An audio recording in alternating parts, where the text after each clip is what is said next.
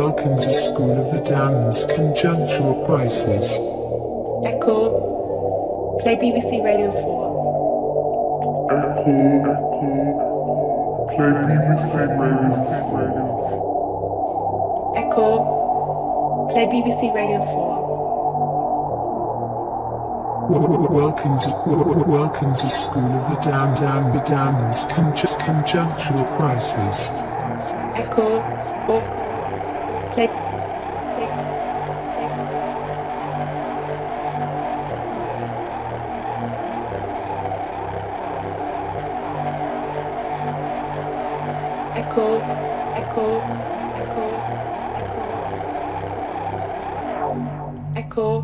Echo. Play BBC Radio. Play BBC Radio. Play BBC Radio. Play BBC Radio. Play BBC Radio. Play BBC Radio.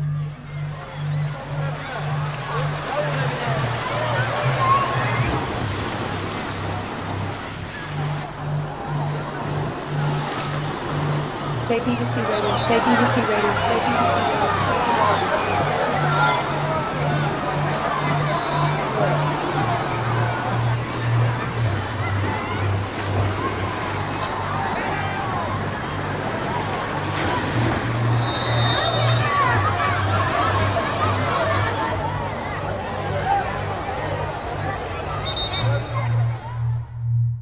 Do we have any questions? Warning, some viewers may find the images in this story disturbing.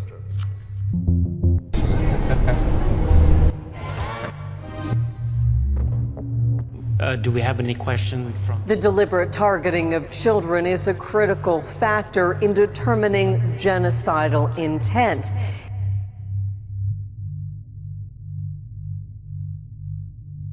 In the report, 94 pages long with citations, the Independent International Commission of Inquiry lays out examples where it says even after the October 2025 ceasefire, children continue to be killed and seriously injured.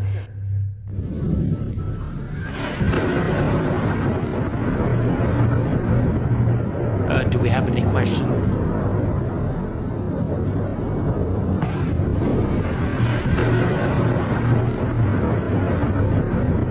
Actions by Israel, it says, that form part of a deliberate strategy to destroy the future of the Palestinians in Gaza by targeting their children. I get upset sometimes by the brutality. We've seen Intifada-related injuries every day. I don't think there's been a day that I've been here in 3 months we haven't had a bullet injury in the hospital. There is a chance, and we shouldn't let it escape. Somebody says that history is like a galloping horse. Do we have any questions? When it comes nearby your place, if you don't mount it, you can run away. And I feel that the galloping horse is nearby our door. If the peace will not come now by a peace solution, so it will come in the future after bloodshed. I have only one thing to say from the bottom of my heart. President Putin, stop your troops from attacking the Ukraine. Give peace a chance. Too many people have already died. Do we have any questions? I think the first thing I have to say is responsibility lies with Hamas. This is cold-blooded murder of men, women, even children. It is terrorism, and Israel has the right to defend herself. And there are ongoing situations with hostages, and Israel has the right to do everything that it can to get those hostages back safe and sound. And therefore, I'm very clear, Israel must have that, does have that right to defend herself. And Hamas bears responsibility. A siege is appropriate? Cutting off power, cutting off water, Zakir? I think that Israel does have that right. It is an ongoing situation. Obviously, everything should be done with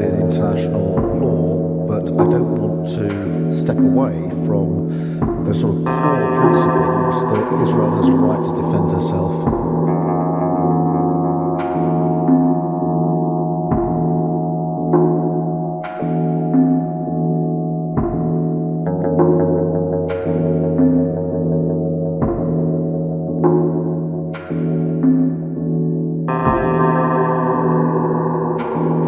The new Israeli aid system is inhumane, it's dangerous, and it deprives Gazans of human dignity. There are no GHF distribution sites in the north, meaning Palestinians are forced to move south to try and find aid to survive. Critics say this is part of an Israeli plan to ethnically cleanse parts of Gaza. Israeli bombs have already killed more than 59,000 Palestinians. Now even more are dying from starvation, as hunger is used as a weapon of war. Genocide at Stockton University in New Jersey. Raz, thanks for being with us here at France 24. Looking forward to hearing your views on this issue about AI, this generation of these images, which in some ways almost, I wouldn't say glamorized, but it's getting along those lines, isn't it? Presenting a different kind of false reality about what happened. Thank you so much for having me. I mean, the issue of these AI images, I think, speaks more broadly to other, in a way, far more deeper problems in the Holocaust memory that we're facing today. I mean, it's a memory culture that has, it's the first thing to say, regardless even of these AI images, has really failed miserably. We live in a world of genocide today. We live in a world of ongoing genocide, genocide in Gaza. We live in a world of Ukraine's genocidal, Russia's genocidal war in Ukraine. We have 1 million Rohingya Muslim refugees who have fled genocidal violence by Myanmar, and many, many more. We live in a world with more than 120 million forcibly displaced people. That's 3 times more than at the end of World War II and after the Holocaust. I mean, the Holocaust memory, in that sense, and its key promise of never again, is a massive failure.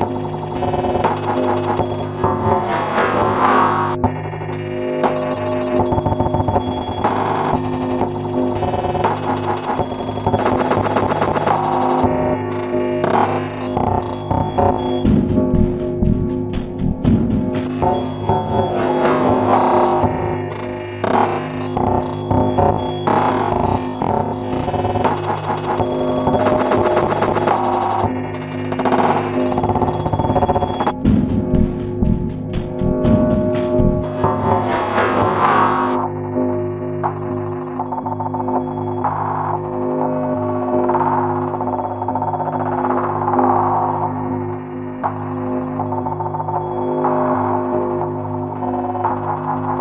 we have any questions?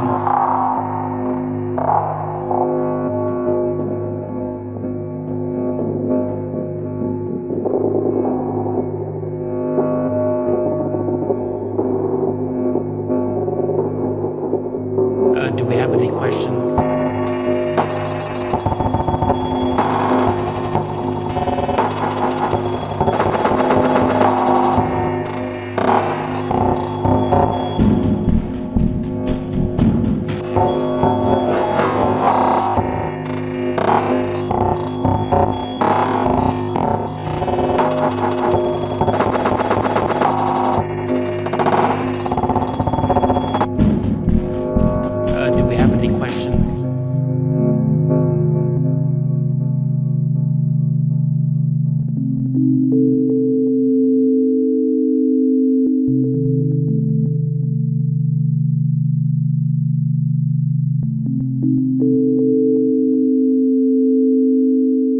Welcome to the Polycrisis.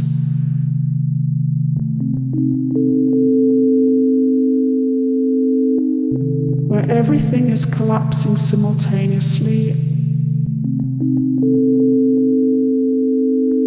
Right when community and collective could be the most potent resistance.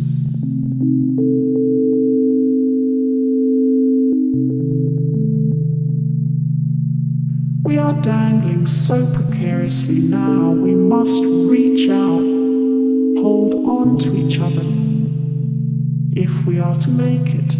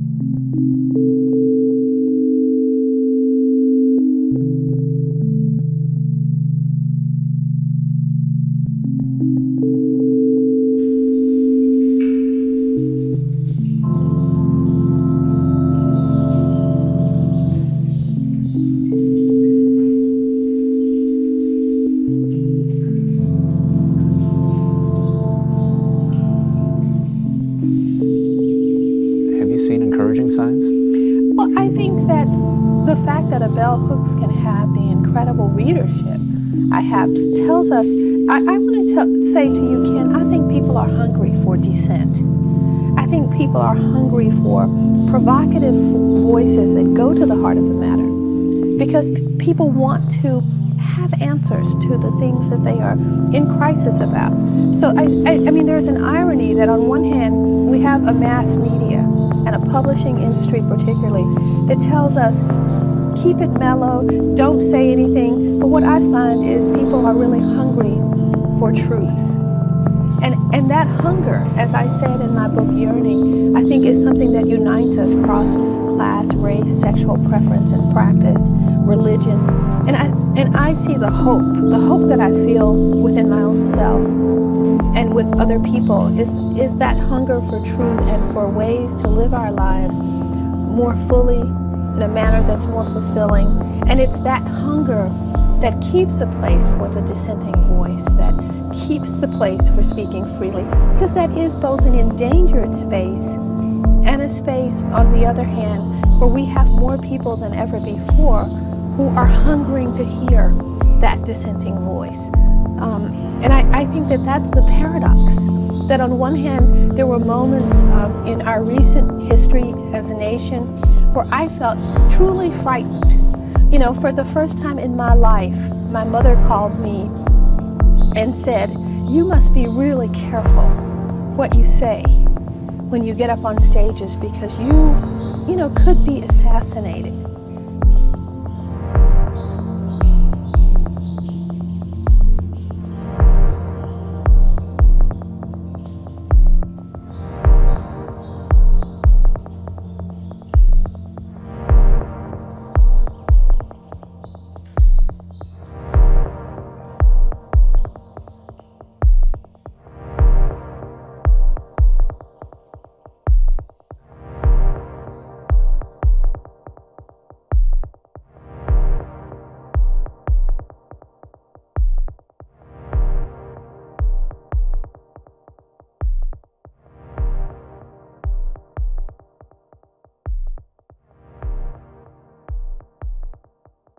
Well, I would say policing the crisis is, it's extremely important in understanding the whole arc of development, really. I would say the whole arc of development from the post-war period. I would see that as composed of two basic eras. The sort of social democratic Keynesian welfare state moment, which is sort of the end of the war up to the 60s, begins to run into trouble in the 60s. By the 70s, its disintegration is palpable. It's coming apart at the seams. And a new paradigm comes into existence, which is neoliberalism. That has gone through several versions and variants and huge developments. I mean, from the early stages of the multinational corporation to, global capitalist system, which is what we have now, is a huge historical development. But I think all of the period between the 70s and now is really part of that. So, almost casually, almost by chance, we hit on the moment of transition between two major conjunctures.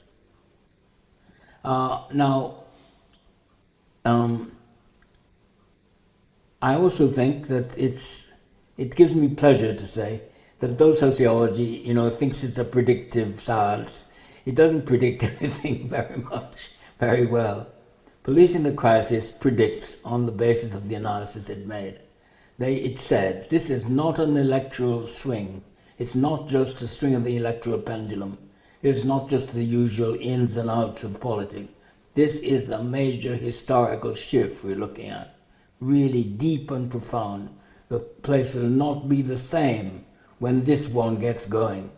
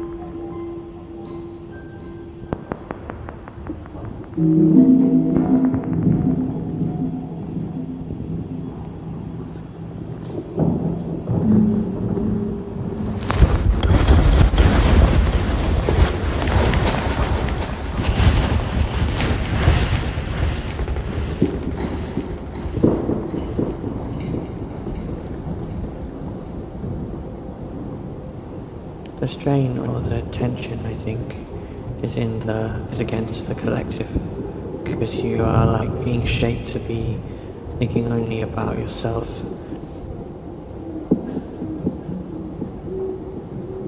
With the like individualization of neoliberalism and the like competition of capitalism, and the way in which we're all pitched against each other. You know, it just makes thinking as a collective, or thinking collectively and doing things in that way so much harder, you know.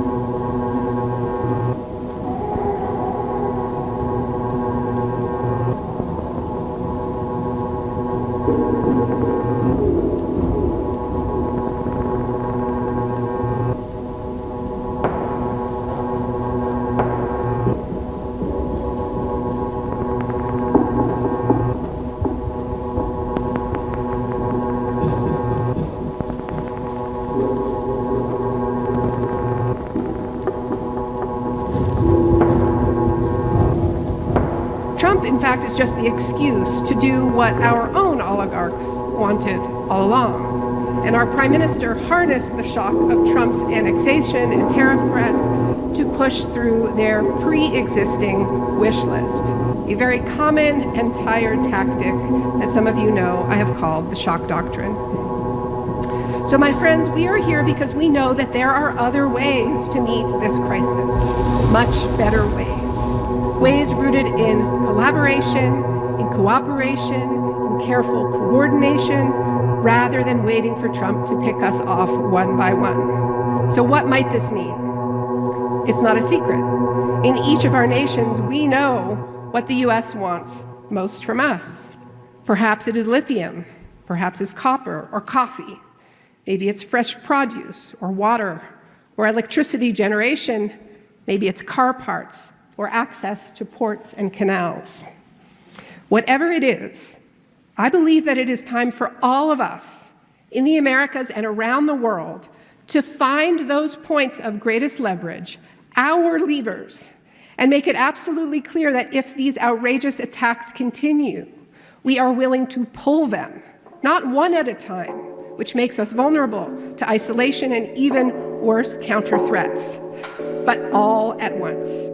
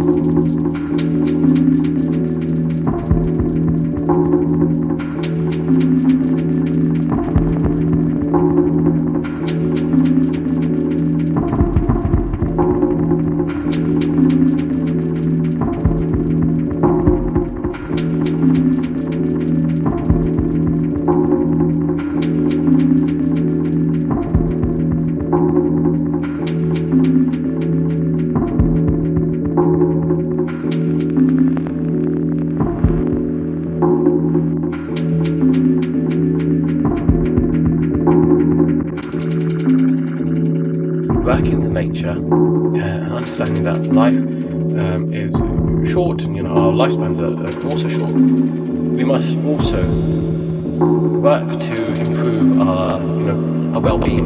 We must work to improve ourselves, and in that, by doing so, you're also tending to your own nature. You're tending to your own your energy, and therefore you're able to recover, re-energize, and so that depression does not set in, and you're able to use your energy in a way which is more productive, in a way which is more flowing with nature, and more in line with your truest values, rather than being constantly bombarded by the mainstream news, by the thought of these corporations, these encroaching corporations that are just simply taking over in pursuit of the control and the limitation of the masses.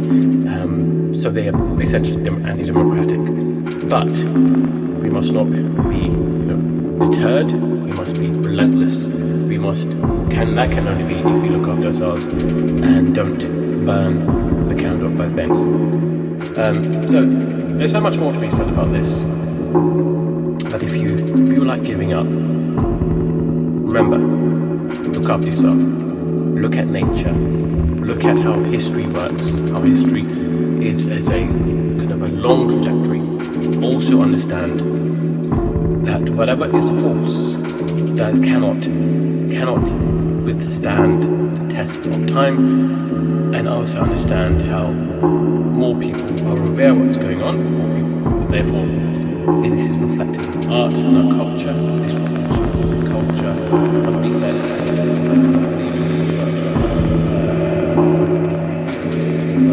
he said,